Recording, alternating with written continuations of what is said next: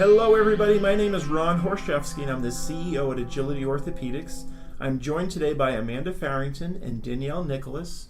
We're going to be talking to you today about domestic violence, and I'm going to let Amanda and Danielle introduce themselves because they have they do some great stuff for our community and want them to be able to explain it in great detail. So Amanda, tell us about you. All right, well, hello everyone, I'm Amanda Farrington. I work as the domestic violence victim advocate for the Stoneham Police Department. I've been doing this for a few months now, and my role is just to kind of be like a liaison between like the police department and the victims of domestic violence. So I kind of check in with them, offer them some resources of different advocates and agencies that they can work with to get whatever help and resources they need. I explain kind of the legal process of like restraining orders and kind of offer advice as I can, just to kind of help support the victims while they're going through the situation that they're in.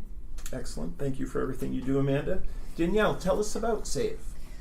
So I'm Danielle Nicholas. I'm the Vice Chair of Stoneham Alliance Against Violence, or SAVE for short. So we are a dedicated group of community members who bring awareness to domestic violence and teen dating abuse. So what we do is make a presence in our town and provide workshops and resources and just make sure that folks are aware that domestic violence is a community issue that needs to be addressed from all angles. I'm curious about the forms that domestic violence can take. Amanda, can you tell us a little bit about the different forms it takes? Yeah, absolutely. So there's a lot of different forms, and I feel like the biggest one that a lot of people tend to focus the most on is like the physical violence. That's usually when people start to notice that domestic violence is going on because they see the physical markings on their friends or family members. That's obviously the most obvious one. There's also psychological abuse, emotional abuse, financial abuse, and those all kind of are more hidden because it's behind closed doors, and just the way that a partner talks down to the victim, the way that they belittle them and talks down to them and kind of breaks down their self-esteem. It isolates them from friends and family. Financial abuse is a big one where they limit the ability to buy things for their family, or takes their money from the paycheck and spends on other things, or even harassing their partner at work so they can't work because there's issues at work because of their partner. So there's a lot of different types of abuse, and like the biggest part is like the power and control. The abuser wants to take the power away from their partner, and that's like the biggest thing is they'll find any way to kind of bring that partner down to show that they have all the power and the control in their relationship. Interesting. And Danielle, I'm wondering if you can comment on some of the outside signs of domestic violence. Like, what are some of the things when somebody's on the outside looking in? What might they see that they should be aware of? Sure. So, as Amanda said, some of the physical signs of violence can be bruising or markings. The person can seem withdrawn or depressed or sad, and that can happen suddenly, or it can happen over the course of time. They can start to become a little bit closed off from their family and friends and not open to discussing some personal issues that might be happening at home or otherwise. I think that a lot of people can even come off as everything is okay and everything is normal, but people close to them can see that there has been a change or a shift. I think that, when it comes to financial abuse, that's a little harder to recognize, but, somebody could be reluctant to spend their money in ways that they would like to, or feel not in control of their own financial situation.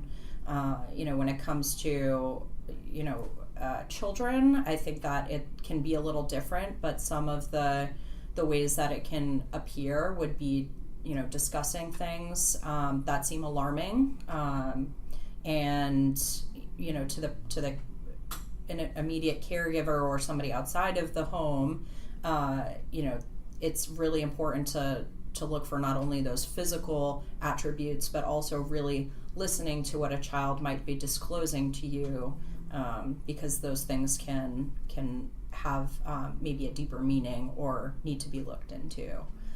It sounds like there's a lot of things for people to pay attention to, and if you're busy in your life, you might just miss signs that people are giving you. Like you might miss even a loved one or a friend who might be going through this.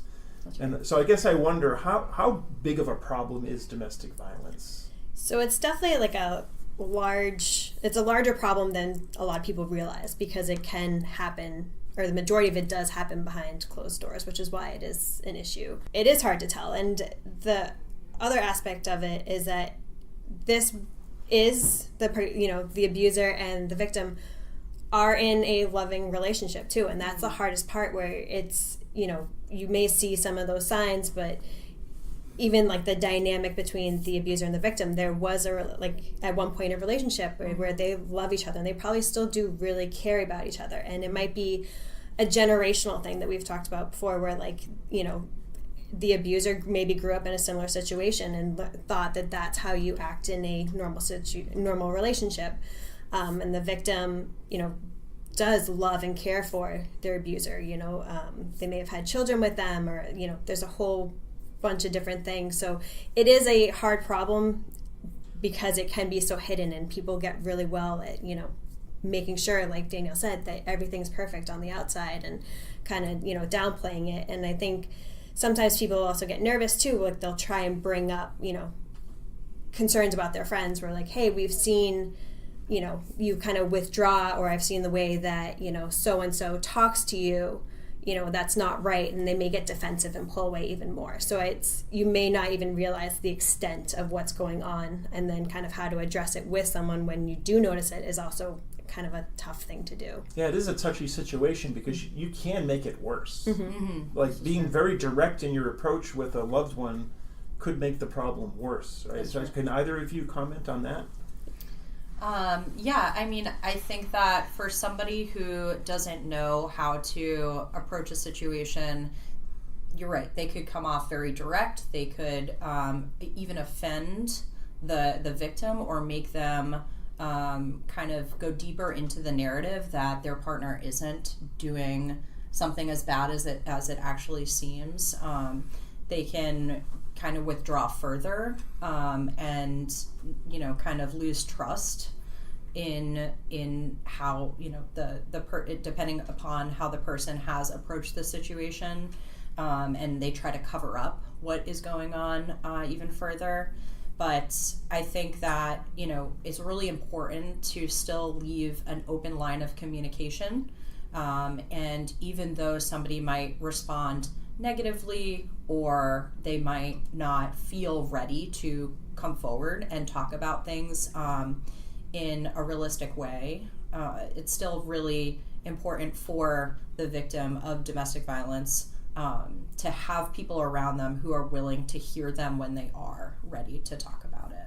And I think Danielle has some great points too, and that open line of communication also has to come with letting the person know that there's no judgment for the situation that they're in, and that they can still come to you whenever they do feel ready. And I know that the statistic that we like to share a lot is it takes at least 7 tries before someone may actually leave their partner. And I think a lot of people, especially with like the physical abuse for domestic violence, people say like, why do you stay with this person if they're physically abusing them? You should just leave them now. And that may not be feasible to the victim either. Like that may not be the safest thing, because one of the most dangerous times for a victim who's leaving like a physical abusive relationship, is that first year when they leave. Like that can escalate into even more physical violence, and the abuser kind of acting out. So just again, supporting them the best they can, keeping that open line of communication, and just letting the victim kind of regain their power and control over themselves, and not being forced by their family or friends to make that decision for them. Like that's a big thing, like kind of mentioned before, the power and control is taken away from them from the abuser. So letting them kind of empower themselves again, and work it through themselves in order to, if they decide to leave, that has to be their choice. And just, basically supporting them the best they can, just being that safe person that they can go to without judgment. Okay. So a question to both of you would be, if you had a friend who you were suspecting that they're in a domestic violence type situation, like how would you coach other people to approach their friends in a safe manner to address the issue? So I personally would, encourage them to, I would just say, like, I'm concerned about you, or, I'm here to support you whenever you're ready to talk. I have seen some concerning behaviors, and you don't need to get super specific. You can just say, I've seen some behaviors. I'm concerned about you and your safety. And if they have like children or pets, like, I'm concerned about their safety. But also offer like support where it's, hey, if they have a time where the abuser is either going to be physical and, do physical violence, or, they're having an emotional outburst or something, and you need someone to just take the kids so that, that they're safe, or take your pets so that they know that they're safe. Like, be that person, be like, hey, next time that there is a situation that's escalating, let me know and I can come grab, the kids or the pets, so that you don't have to worry about them. You can worry about you and what's going on and make yourself safe and that kind of thing. And yeah, I would kind of just go from there, like, offer support and ask them what they specifically need for support. And if they downplay it, just say, I'm here if you need anything, with no judgment. I think that's the biggest thing, is to not judge their relationship, because that's, their relationship. Mm-hmm. And to add to that, I think, like Amanda said, just no judgment, compassion forward, trying to use as many I statements as possible, rather than you or she or him have done something wrong. Try to take it from a third-party perspective and talk about how you feel and what you have witnessed. Again, it doesn't have to be in great detail, but I think, that kind of takes the heat off a little bit if you're talking about just what you are concerned about and what you have witnessed, and it maybe helps draw them out of their sometimes distorted reality about what's going on at home and how it's become so normalized, and it just feels like, a regular day to them. It doesn't quite feel like a regular day to the person who's looking from the outside in. If a person is willing to approach a loved one, a family member, a friend, it has become noticeable. It has gotten to a point where that concern is worth talking to their loved one about. So trying to make sure that you're relaying the level of concern and why you're telling them this information, and you're not just doing it because for no reason. You're doing it because you care about them. Nice. Now, Amanda, you alluded to somebody needing to be offered assistance, I think, like 7 times before they accept it or leave their loved one. I guess it really does it depend upon like when they hear it, like, because I know there's the cycle of violence, right? So can you talk a little bit about the cycle of violence and when somebody, like a victim, might have their ears open versus when their ears might be closed to getting help in a domestic violence situation? Yeah, so the cycle of violence, obviously it starts off at a good place in the relationship, and then it kind of, the tension and everything kind of builds. So it comes to like the eruption phase. So like over time, the behaviors from the abuser kind of increase, and then there's an inciting incident, where there's a physical violence or the big blow up, like verbally, that can kind of cause the issue. And then after that, there's the immediate regret from the abuser, where it's like, I will never do this again, I will make this better. And then we're back into like the honeymoon type of phase, where it's like, I'll do anything for you, like love bombing, like all that stuff. And then it's a cycle, and then you're fine for a while, and then it slowly starts to build up again, and then it's the big explosion, and then I'm sorry, it'll never happen again. So that's unfortunately the cycle. It is tough. So obviously, once the inciting incident kind of happens, that may or may not be the right time to do it. It depends on the victim and the dynamic of the relationship, because they just went through something horrible, and they're thinking that's not the person, especially if it's the first couple of times where it's like, that's not the person that I know, like, you know, that person is great most of the time. So I think it depends on the situation and the victim too, like when to best approach them. So it may not be during the honeymoon phase, because then they'll be like, oh, it's, you know, that person, look at how much they love me, look at what they do, like that was just a one-time thing. So it's when you start to kind of see the concerning behavior would be the best time to kind of try and reach out, because you know it's a cycle. So you know that, you know, when you start to see a little bit of the signs that there's going to be something, a big blow up or something coming up, the inciting incident, and then afterwards, you know, obviously once they go through the incident, whatever it is, that may be the time to approach them too. Be like, hey, you know, especially when you start to see a pattern, if you're able to see the pattern for them, you know, stepping in saying like, I'm starting to see a pattern, you know, this is kind of what your partner is doing. I'm not sure if you see it, but, you know, this is how it's looking from our perspective. Mm-hmm.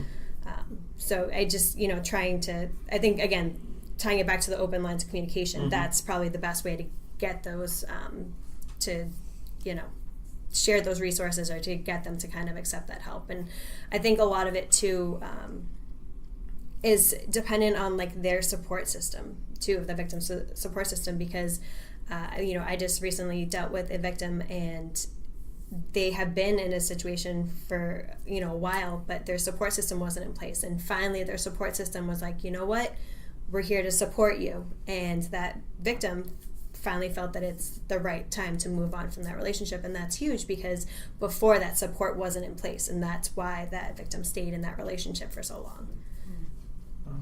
Let's shift gears a little bit. Can we talk about the perpetrator, right? So the person who's committing the domestic violence, like, is there something that you would want them to know? Domestic violence is a generational issue. I think that folks who perpetrate violence end up or had experienced some form of that in their own home, and that might not have just been physical, it could have been emotional or verbal, and that has kind of become their norm, or how they kind of recognized how to treat somebody that they care about, unfortunately. And I have a stat here. Children who grew up in homes where family violence was present are 50% more likely to abuse drugs and alcohol. And then boys who witnessed their mother being abused are 10 times more likely to abuse their female partner. So it's really deep-rooted. It becomes really normalized. The perpetrator should seek support. There is support out there for people who think they might be, you know, either their behaviors are escalating and they don't know how to handle them, they don't know how to approach the situation because the abuse is not acceptable, and it's not, you know, approached with a level of support the way it would be with the victim. And I also, not to segue it to a different conversation, but I also just want to point out too that the kind of misconception is that only males can be the abusers and females can be the victims, and that's not the case. Like, there are male victims from female abusers, there's female abusers and female victims, and male victims and male abusers. So it can be any sort of dynamic in terms of gender and identity for the abuser and the victim. And not to steal Ron's job, but I know that Danielle, you had recently done a program with like the middle school students just talking about like relationships. So like what were some of like the things that you kind of shared that maybe would help like people, even not even middle schoolers, but like maybe some of the things that you talked about there that maybe people would recognize, like, oh, I'm doing that and that's not good behavior. Like, what would you share? Sure. So. Yeah, no. So when we did the Healthy Relationships workshop in the middle school, we really tried to break it down to its most basic components and talk about, you know, what a healthy friendship looks like, what healthy early relationships look like, how to treat somebody fairly, how to talk to them in a respectful manner, what you would expect from a friend or somebody you're dating, how you would want to be treated. We really try to drive home the point that a relationship should be equal, and that the moment that you feel like you are trying to gain power and control over another person or another person's life, then that's a time to step back and really think about how your behaviors could be affecting that person. And if you were in their shoes, how might you feel in those moments of, pretty much having your autonomy taken away. You can kind of layer upon how you talk to kids about these situations, just so they can stop it at the source. They can recognize it if it's happening in their home. They know that they don't have to continue those patterns, that they can stop it, and there's another way in making sure they're treating people fairly, with compassion and kindness, and treating people how they would ultimately want to be treated. I know with like kids sometimes they call nonstop with each Yeah, other, that's right. but that's something that continues now, where like That's true. sometimes we talk to victims and they're like, my partner won't stop calling when I'm Yeah. trying to be at work, and it's nonstop, or like now they're starting to show up outside of work and make sure that they can see me and I'm not doing things that they're accusing me of. So I think that that's a great thing to bring it to them, but also like kind of tying it back to like the abusers or the perpetrators, where they don't recognize that their behaviors are affecting their partner. Like these are the type of things, like, are you constantly like calling them, checking up on them, like don't trust them? Are you showing up to work or their work and accusing them of things? Are you getting physical? Are you belittling them because you're afraid that they're going to leave or anything? Like that's just kind of some information that I wanted to tie in with the kids, that like if you these are the behaviors you should kind of like at least keep an eye on. And I like that you guys taught them that like every relationship is like should be equal, like like again, everybody does have like not so great days, but there's a line that you shouldn't be crossing, and if it's consistent. People that are listening right now that are victims of domestic violence, what resources can they follow? Like, they've got loved ones they can speak to, but are there any community resources that they can call into? Are there phone numbers? Yeah, so I mean, I work at the Stoneham Police Department, so if you live in Stoneham, you can give me a call and I can put you in touch with some resources. I work closely with Respond, which is an agency out of Somerville. They have a toll-free number that is unfortunately not 24 hours. They are 9 to 5 now, but there are a lot of 24/7 toll numbers that can be called. Or even now, like some of the different agencies are starting to have chats and everything. So I can list off some of the numbers. So for Respond, their phone number is 617-623-5900. The other big one, like the National Domestic Violence Hotline, that's available 24/7 is 800-799-7233. I was just going to add that SAVE, Stoneham Alliance Against Violence, MAVE, which is Melrose Alliance Against Violence, and WAVE, which is Wakefield Alliance Against Violence, all have websites that list off some of these resources, as well as some of the workshops and events and offerings that they have. I know Melrose does a community group where they talk directly to domestic violence victims, and they try to bring together a community of folks who are supportive of one another. And then the other one that I was considering was Emerge, which is a support system for the perpetrators of domestic violence, to make sure that they are receiving the resources that they need and how they can address their behaviors. So that number there is 617-547-9879. And any of those other organizations that I had mentioned, SAVE, WAVE, and MAVE, can be easily found with a Google search. SAVE's website in particular is SAAV, SAAV, Stoneham.org. I'm just going to add one more domestic violence resource too that I have referred to, because I know they also have a chat. So a lot of the agencies now are starting to include a way to text or do a chat instead of talking on the phone, because obviously talking on the phone may not be the safest thing to do at the time. There is SafeLink, which is run by Casa Mirna, which is 1-877-785-2020. If you also go on their website, they have the option to do a chat instead, but they also have multiple languages too. So if you're not a English as a first language speaker, they have options for a lot of different languages as well, which I think is important too, just because we do see a lot of minority groups or people who don't speak English as their first language that feel more comfortable talking to someone who understands their culture too, because, you know, kind of how Danielle and I have talked before about, you know, domestic violence being a generational thing too. It's also a cultural thing. The SAVE website definitely has a lot of options, definitely a lot more resources than we can list here.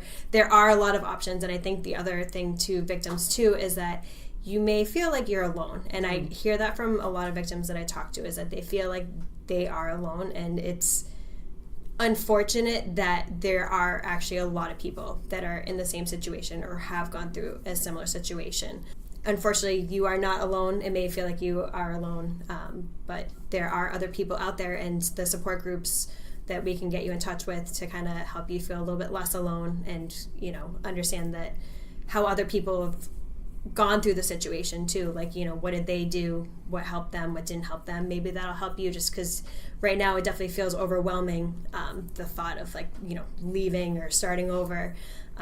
But it can be done, and there are people out there that can help support them. Yeah. That's great. Well, thank you both so much. This has been some very informative. I've learned a lot, and hopefully we'll get a lot of people to listen, and hopefully we've helped a couple of people along the way. So, Amanda and Danielle, thank you very much.